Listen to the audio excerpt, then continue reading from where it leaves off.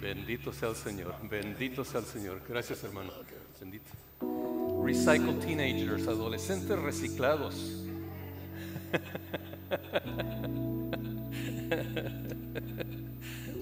Qué bueno es el Señor. Celebramos el milagro de la Navidad. El milagro de la Navidad es el tema que tenemos para hoy. La Navidad trae o tiene muchas tradiciones. La primera empezó 300 años después de Cristo. El emperador romano, que gobernaba todo, era como Dios, se convirtió al cristianismo. Y como él se convirtió, todos se convirtieron. Si él era cristiano, él dijo, todos son cristianos. Así es que así empezó. Y como él era emperador, también era soberano sobre las iglesias. Y él fue el que empezó a nombrar quiénes podían administrar, quiénes podían ser pastores y el jefe de la iglesia. Y como se tuvieron que convertir, algunos venían del hechicerismo, de espiritismo, de todo, pero ahora eran cristianos. Pero como tenían experiencia como sacerdotes, entonces también los puso sobre la iglesia. Y así empezó esa tradición de allá por allá. Pero otra de las cosas que hizo Constantino es que en el año 336 después de Cristo, él decidió en su sabiduría que el 25 de diciembre iba a ser la Navidad. Se iba a celebrar el cumpleaños, el nacimiento del Señor Jesús. Y por eso tenemos el 25 de diciembre. Nadie sabe cuándo nació el Señor, pero si Constantino dijo, entonces así es. La idea de Santo Claus empezó como 400 años después de Cristo, cuando un obispo, San Nicolás, que según esto había hecho algunos milagros, había resucitado a dos niños y él repartía regalos y empezaron la idea de dar regalos y todo eso, y empezó la idea de Santa Claus, Saint Nicholas.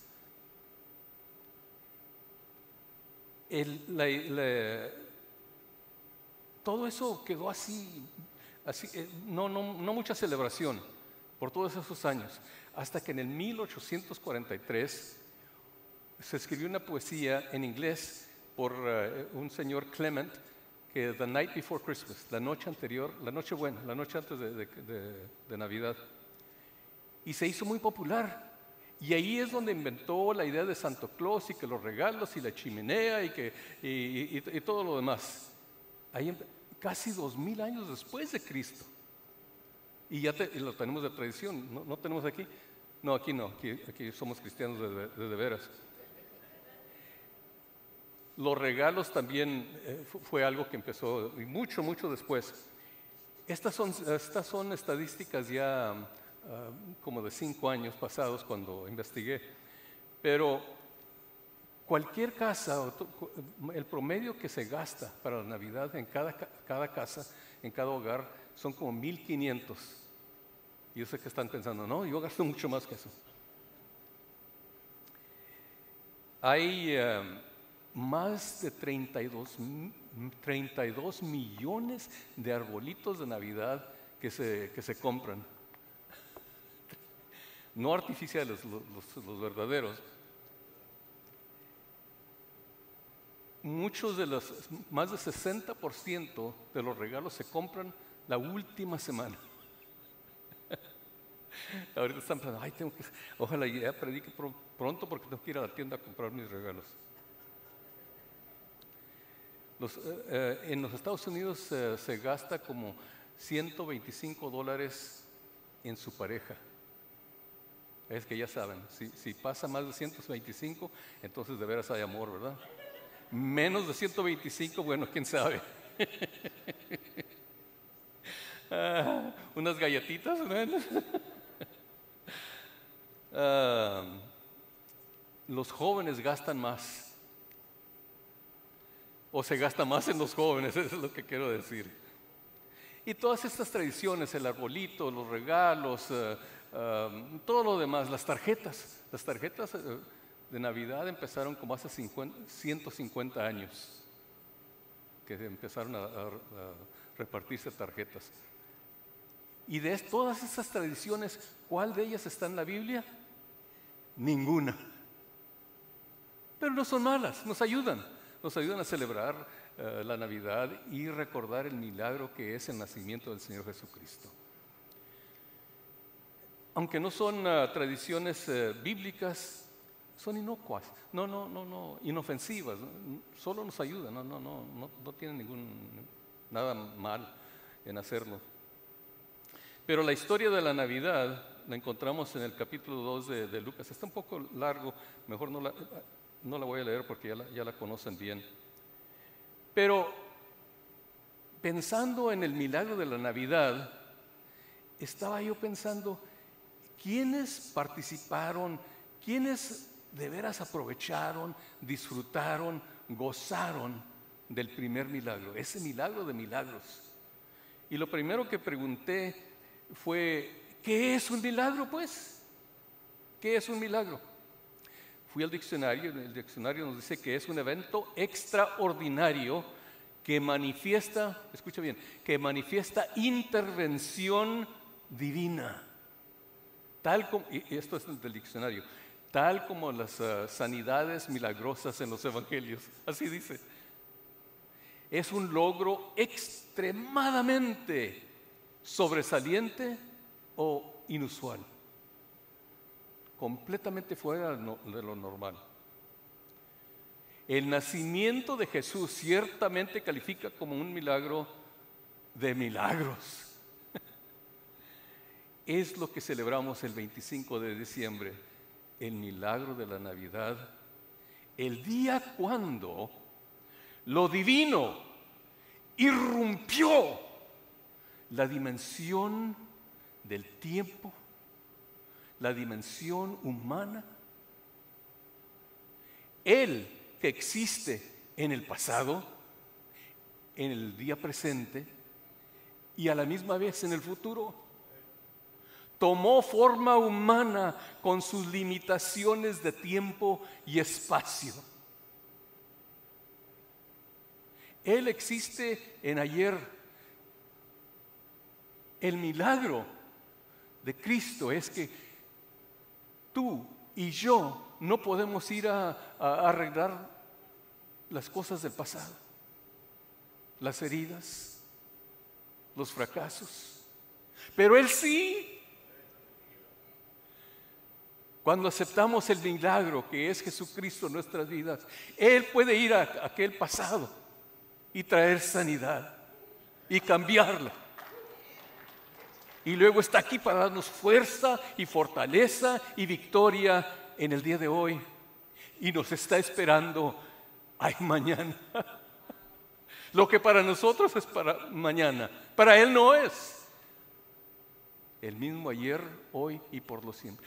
Por siempre. Él es el milagro de milagros. Estaba yo pensando en las personas que participaron, que están en la historia de la Navidad. Primero, desde luego que es María. Fíjense, ella conocía bien las Escrituras. Y les voy a decir por qué. Porque se guardaban los récords minuciosamente. Tenemos en el capítulo 2 de Lucas, también tenemos la línea de descendencia de David. Si hubiera habido una reina en Israel en ese tiempo, hubiera sido María, porque esa es la línea de descendencia desde David hasta María, aunque las mujeres no se mencionaban. Solo se menciona, porque es la línea de ella, esposa de José. En Mateo, si hubiera habido rey judío en Israel en ese tiempo, hubiera sido José, porque él era descendiente de David a través de Salomón hasta llegar con él. María era descendiente de David por Natán, el otro hijo de David. Así es que Jesús era doble heredero del trono. Hicieron bien cuando le pusieron rey de los judíos. Pero no solo el rey de los judíos, es rey de mi vida. Y Él es el rey de reyes por toda la eternidad, ayer, hoy y para siempre. Entonces ellos sabían esto, conocían muy bien. Por eso es que tenían que regresar a su pueblo, a Belén, porque los registros estaban ahí. Ellos eran de Belén y tenían el registro. El IRS, hermanos, no pierden récords, ¿verdad? Ahí viene el 15 de abril, ¿verdad? 15 de abril, ya todos conocen el IRS, te sigue hasta donde te encuentre. Y eso no ha cambiado, en aquellos tiempos también tenían los registros muy bien documentados donde tenías que venir a pagar tus taxes. Si no los pagabas, entonces van los romanos a colectar. Entonces ella sabía, y los escribas y los sacerdotes, si no sabían, debían de haber sabido quién era Jesús. Ellos tenían el récord, ellos lo guardaban.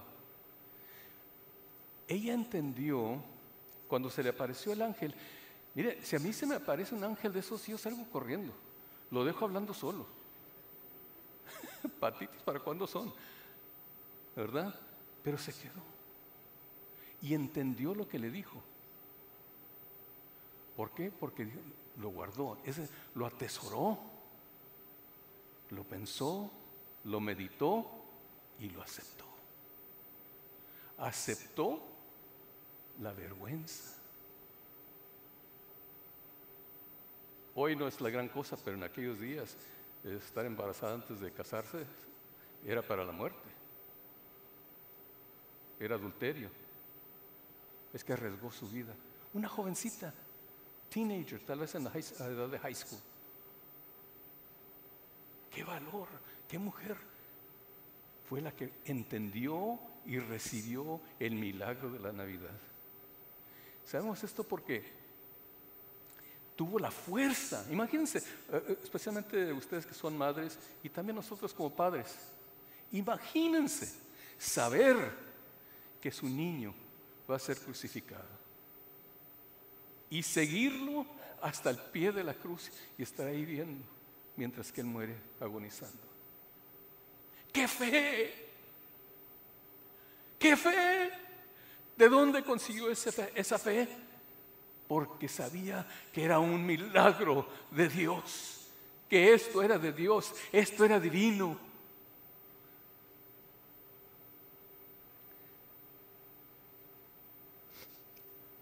Si recibimos un telefonazo por ahí que nuestro hijo, nuestro nieto está herido, está en el hospital, dejamos todo y salimos corriendo. Ella guardó todo esto, tenía paz. Yo creo que ninguna madre ha sufrido como María. Saber todos estos años, verlo crecer, ir creciendo, y ella enseñándole, José enseñándole.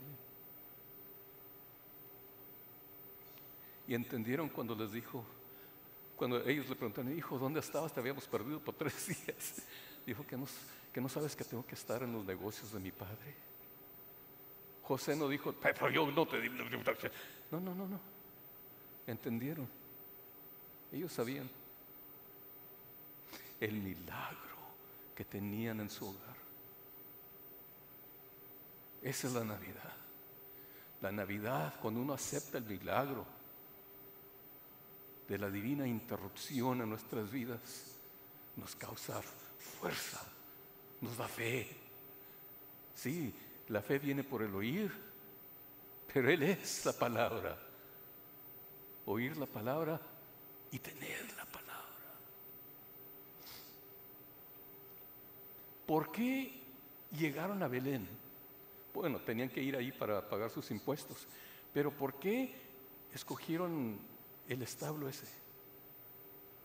Porque María entendió lo que dice Miqueas. En Belén está la torre de Migdal Edar. Ahí es donde preparaban a los corderos para los sacrificios en el templo. Había unos corrales, unos corralones. Y ahí los pastores criaban y se cuidaban a los borreguitos que se iban a usar. Entonces se calificaban para ser sacrificados. Por eso acabaron en el establo. No había, allá en el Motel 6 no había lugar. Pero ¿sabe qué? No, en aquellos entonces no había hoteles o moteles como los que tenemos hoy.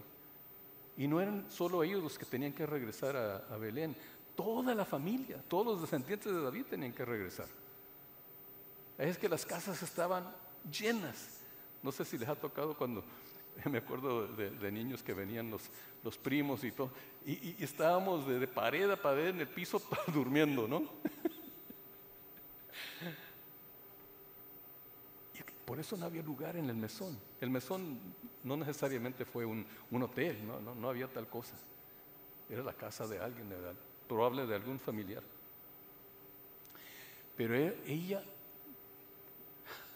y como fueron los últimos en llegar, ¿por qué? Porque habían viajado 90 millas. Y ella ya para dar a luz, ¿se imaginan? Ya todo estaba lleno, por eso no había lugar. Llegaron ya los últimos, pero ella, porque una mujer hubiera dicho, yo sé que muchos hubieran dicho, no, yo aquí no, a ver, busca, tú me vas a buscar, a ver dónde, llama, busca en el internet, busca algo, pero yo aquí no me quedo, no con los animales. Ella tenía que haber sido la que decidió, aquí es.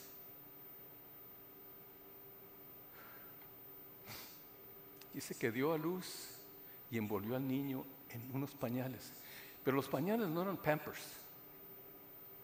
Los pañales eran trapos consagrados, autorizados por los sacerdotes en el templo, que se usaban solamente, únicamente, exclusivamente para los corderos que estaban seleccionados y habían pasado la inspección oficial de los pastores. Y entonces ya cuando estaban, ya necesitaban otro cordero para el sacrificio, buscaban al más perfecto, lo envolvían en estos trapos, en estos pañales especiales, y lo ponían en un pesebre para que no se fuera a lastimar. Lo enredaban como un tamalito, como hacemos con los niños, ¿verdad? Y los ponían ahí para que no se fueran a lastimar hasta que ya los llevaran al templo a sacrificarlos. María entendía esto. ¿Por qué no lo puso ahí en otra cosa, en una cobija, en un saco, lo que fuera? Porque el pesebre no era de madera como los que tenemos aquí. Los pesebres, el pesebre eran pulidos, esculpidos de piedra, porque ahí es donde ponían la comida para los animales o agua. Y luego también se usaban para tenerlos ahí hasta que los llevaban a sacrificar. Cuando ella puso a su niño envuelto en esos pañales especiales para sacrificio, ella entendió muy bien y profundamente y estaba comprometida a ser parte del milagro. Cuando ella acostó al niño allí, en ese pesebre, yo a veces me imagino que tal vez el niño se le apareció de repente una sombrita como en forma de cruz y el niño se sacudió. Eso no está en la Biblia, me imagino yo.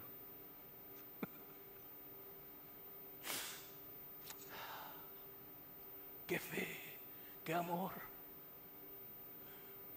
qué conocimiento, qué fuerza para recibir el milagro que es la Navidad. Ella dio todo para ser parte de ese milagro. José, otro hombre muy especial. Tenemos que darle un aplauso a José, porque él se arriesgó todo, su reputación, arriesgó su vida, porque una de dos: había violado la dignidad de la joven virgen y era partícipe en la confabulación de ocultar lo que había sucedido, o era cómplice en la infamia de casarse con una adúltera. La estaba tapando, la estaba cubriendo. Y hasta el día que murió José, tenía que vivir sabiendo que por ahí las lenguas largas hablaban de que el niño ese no era de él, era un bastardo. Él decidió ser partícipe y recibir este milagro cuando recibió palabra de Dios a través del ángel. Hizo todo lo posible, huyó con su familia, regresó a donde tenía que cumplirse todas las profecías. ¡Wow! Este milagro cambió todo. Cuando Jesús llegó a este mundo, cambió la historia, cambió la trayectoria, toda la historia del mundo. Y nunca ha sido lo mismo. Reinos vienen y reinos van. Emperadores, reyes, reinas, todo vienen y van. Pero Cristo sigue creciendo, creciendo, creciendo. Este milagro empezó ahí en Belén, luego para Nazaret, luego por toda Galilea, en Jerusalén, en Samaria, en Judea, hasta que llegó a Covina. Aleluya. Los pastores. Algo muy interesante de los pastores. Se fijan que el ángel solo les dijo que cuando les anunció el nacimiento y todo eso, y a mí me hubiera asustado hasta la muerte, o de repente un coro de ángeles a medianoche que estaban impuestos a estar solos por meses y meses allá en el monte, ellos con los borreguitos. Y de repente. Pero el ángel solo les dijo, lo van a encontrar en un pesebre, envuelto en pañales. No tuvo que decirles nada más. No les tuvo que decir, miren, se van por aquí por el Freeway 5 y luego toman el 605. No tuvo que darles direcciones ni nada de eso, ni ponerles el GPS, nada. Solo cuando les dijo, encontraréis al niño en un pesebre, envuelto en pañales, se fueron corriendo, ya sabían dónde estaba. Y entendieron quién era Jesús. Porque ellos eran los que se encargaban de seleccionar a los corderos para el sacrificio. Ellos se encargaban de envolverlos en pañales y de llevarlos hasta el templo. Cuando el ángel les dijo, lo vas a encontrar en un pesebre envuelto en pañales, supieron. Por eso llegaron corriendo para adorar al rey. Los pastores sirvieron como sacerdotes que le dieron el ok final, que era digno. Cuando ellos lo adoraron, reconocieron que él era digno de ser el sacrificio. Wow. Muchas veces pensamos muy ligeramente acerca de los personajes, María, José, los pastores, pero esta gente tenía un entendimiento espiritual profundo. My God.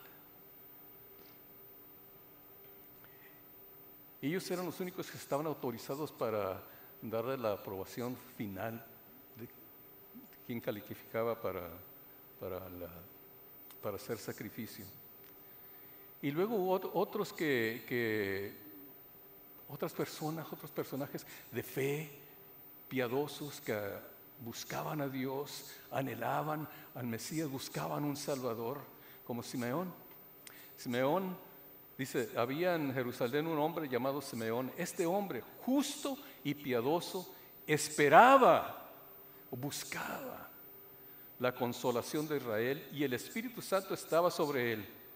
Miren nomás, en el Antiguo Testamento, antes del día de Pentecostés, el Espíritu Santo estaba sobre él. ¿Qué significativo es eso? Porque cuando volteamos la página de Malaquías a Mateo han pasado 400 años.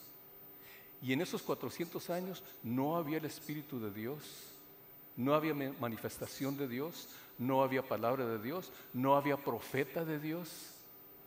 Desde cuando el Espíritu Santo, en forma de ese fuego, dejó el templo y fue saliendo y se alejó de Israel.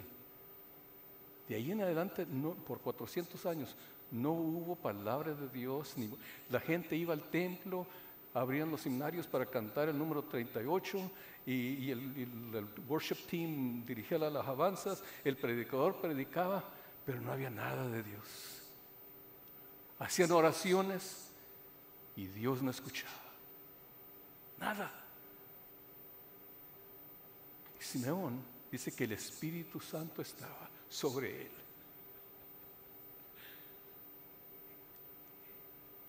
Me buscaréis y me encontraréis, porque me buscaréis de todo corazón.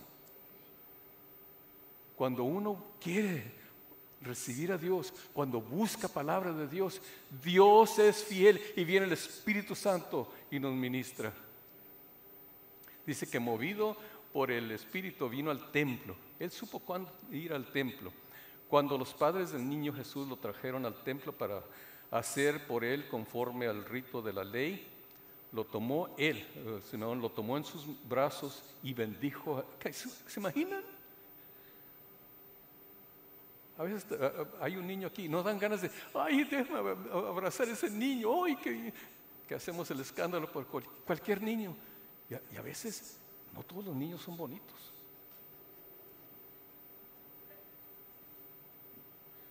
Cuando se nació mi primer hijo, me dijo un amigo, no te preocupes, se va a componer.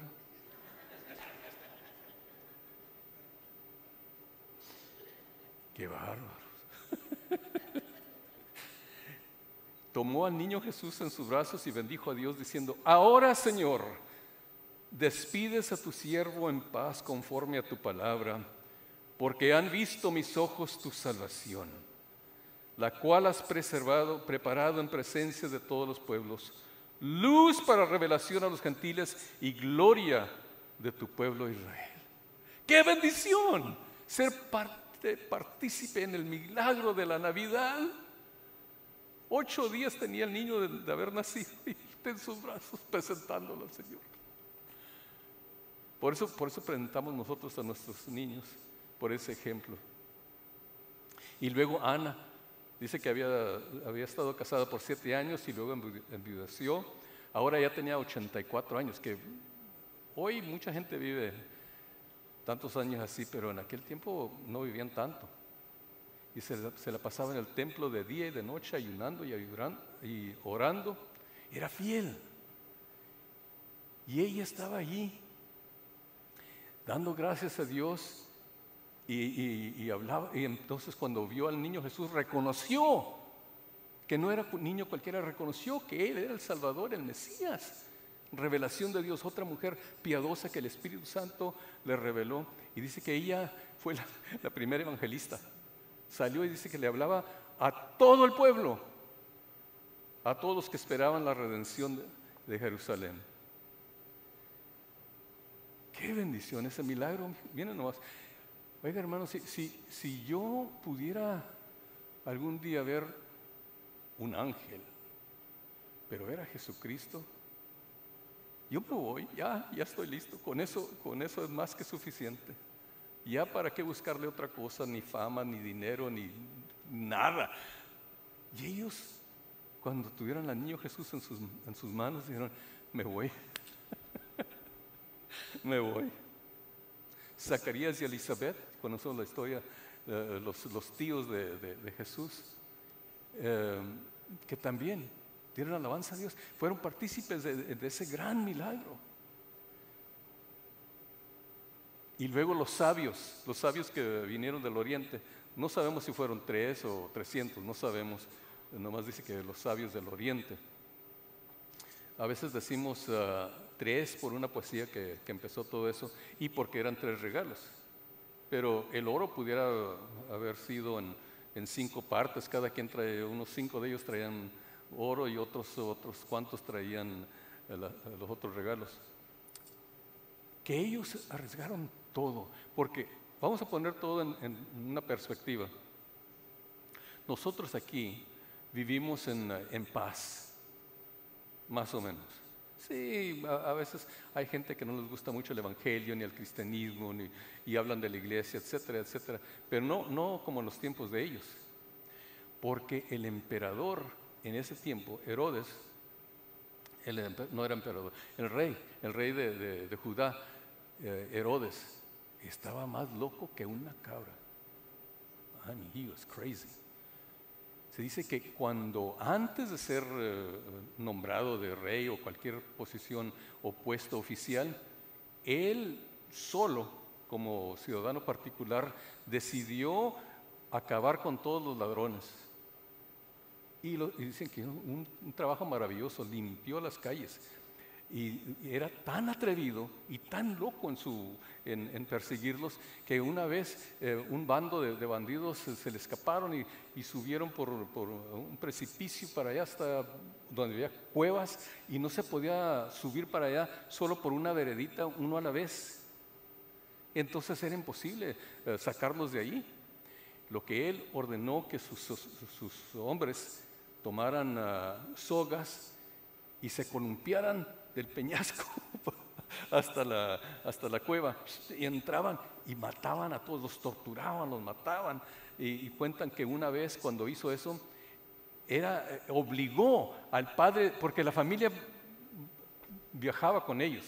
Si tú eras como Jesús, tu padre era carpintero, entonces tú eras carpintero. Entonces si tu padre era ladrón, y si tú eras esposa de un carpintero, pues eras la esposa del carpintero. Pero si tu esposo era ladrón, entonces tú eras... Es que toda la familia que viajaba junta y estaban en las cuevas también. Una de las historias que se cuenta es que Herodes, todavía ciudadano particular, tan fuerte que obligó a uno de los padres a lanzar a cada uno de sus hijos con una lanza y arrojarlos por el peñasco. Y que mucha de la gente mejor se rendía o se suicidaba antes de que él los agarrara, porque era una persona tremenda. Y ahora es el rey, es el que manda. Herodes el Grande reconstruyó el templo en donde predicó Jesús. Reconstruyó casi toda Jerusalén, caminos y muchas cosas. Pero también le entraban unos arranques, era muy celoso.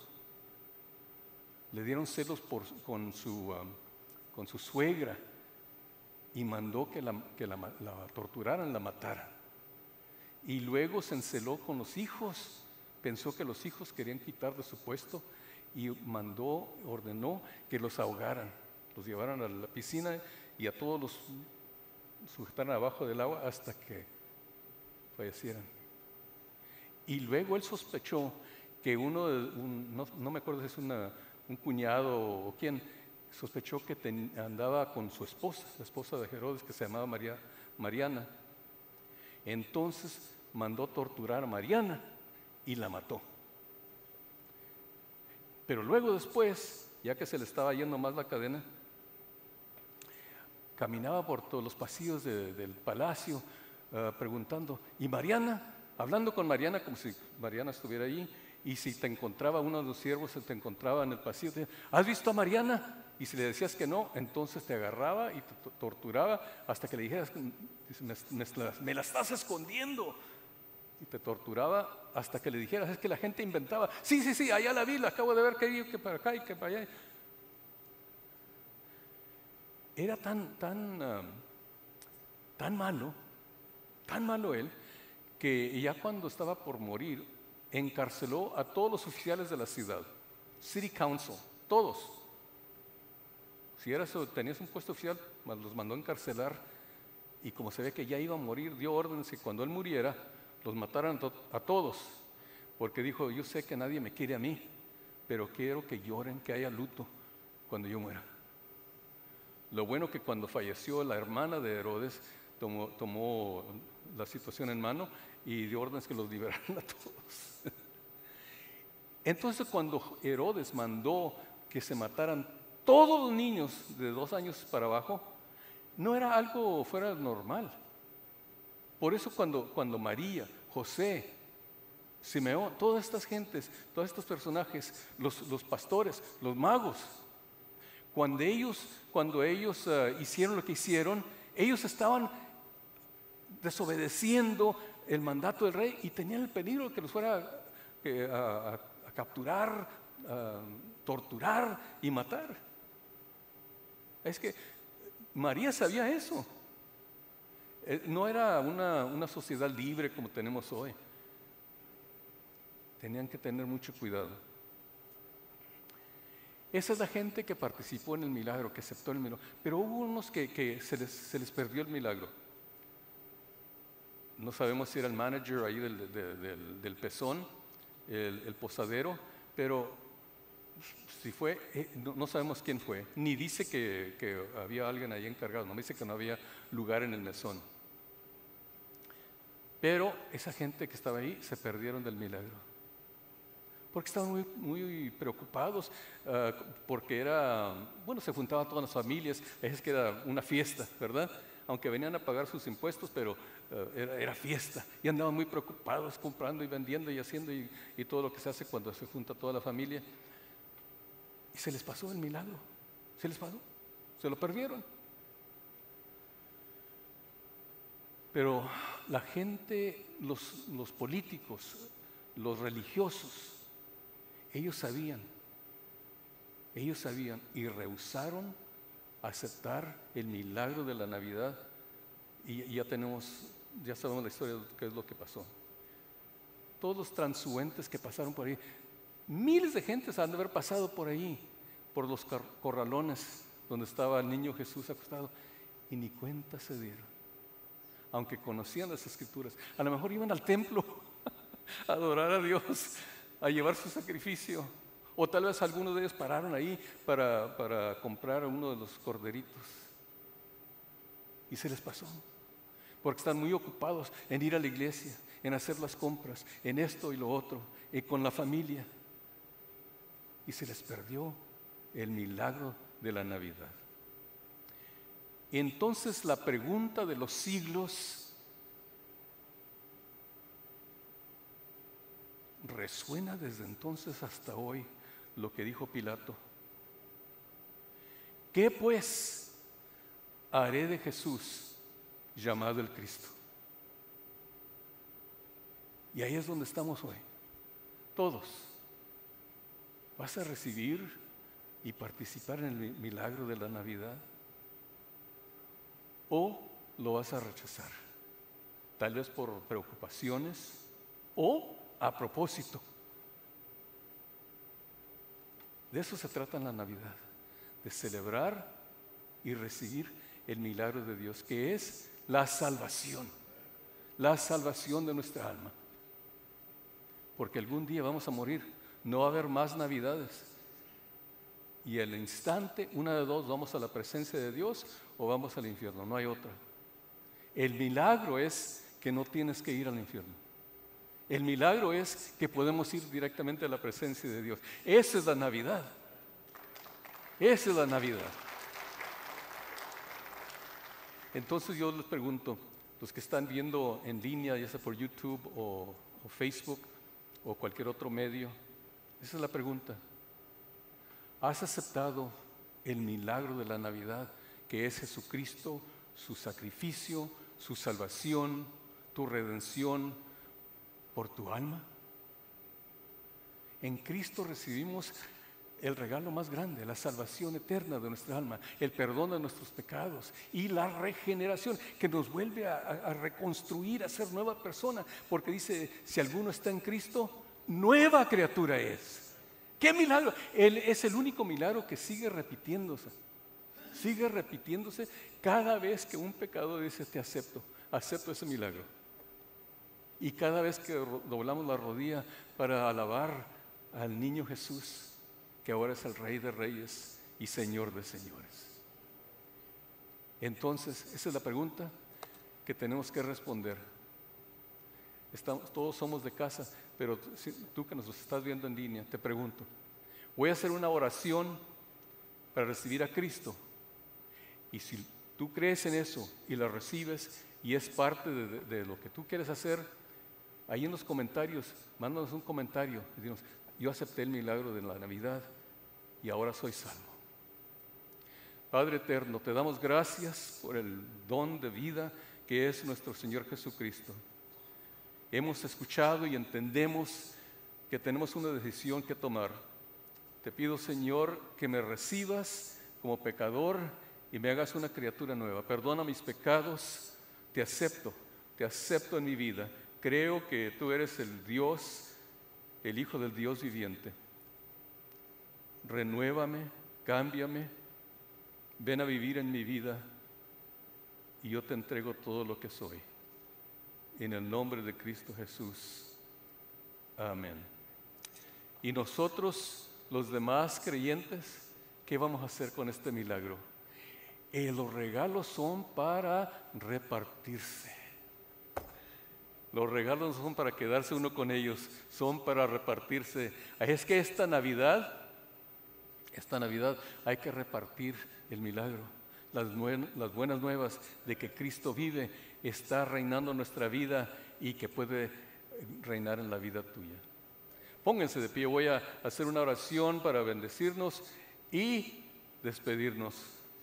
Gracias, Señor, este año tan especial que podemos celebrar el milagro de la Navidad. Oh, aleluya, gloria a Dios. Como los ángeles dijeron, gloria a Dios en las alturas. Trae paz, Señor, a nuestras vidas. Trae paz a nuestros hogares. Pido tu bendición sobre cada uno, sobre cada hogar, sobre cada familia. Suple, Señor, la necesidad en cada situación. Y yo los bendigo en el nombre del Padre, del Hijo y del Espíritu Santo. Amén y amén. Dios les bendiga. Vayan en paz y celebren el milagro de la Navidad.